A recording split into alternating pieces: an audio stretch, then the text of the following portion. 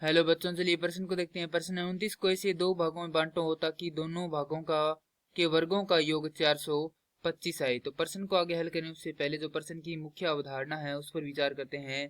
तो इस प्रश्न के लिए जो मुख्य अवधारणा है वह हो जाएगी द्विघात समीकरण, अर्थात हम यहाँ पर यह देखेंगे कि द्विघात समीकरण क्या होती है।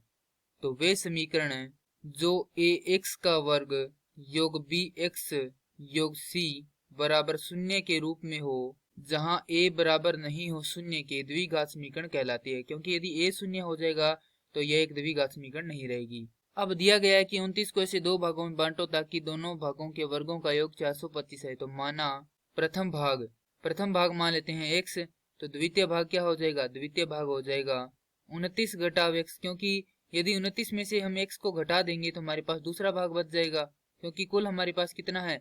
29 है।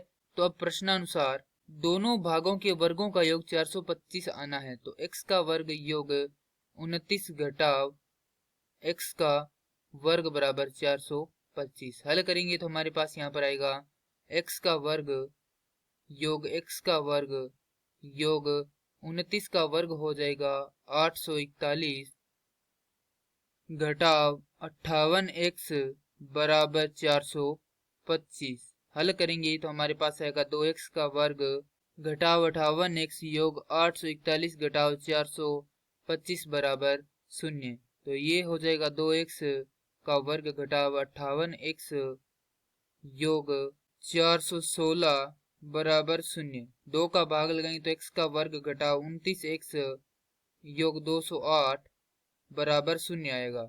अब हम यहाँ पर इसको गुणनखंड विधि द्वारा हल करेंगे तो हमारे पास आएगा x का वर्ग घटाव 13x घटाव 16x योग 208 बराबर 0। तो x यहाँ पर विनिष्ट हो जाएगा तो x घटाव 13 और यहाँ पर 16 विनिष्ट हो जाएगा तो x घटाव 13 बराबर 0। तो या तो x घटाव 13 और x घटाव 16, इन दोनों में से या तो x घटाव 13 बराबर 0 है या x घटाव 16 बराबर 0 है। और यदि हम x घटाव 13 बराबर 0 रखते हैं तो हमारे पास x का मान आता है 13, और यदि हम x घटाव 16 बराबर 0 रखते हैं तो हमारे पास x का मान आता है 16। अतः प्रथम भाग यदि हम यहाँ पर 13 मानते हैं तो द्वितीय भाग आ जाएगा 16, और द्वितीय भाग यदि हम 16 मानते हैं तो प्रथम भाग आ जाएगा 13। और यही हमारे प्रश्न का उत्तर है। मैं आशा करता हूँ कि यह प्रश्न आपको समझ में आया होगा। धन्यवाद।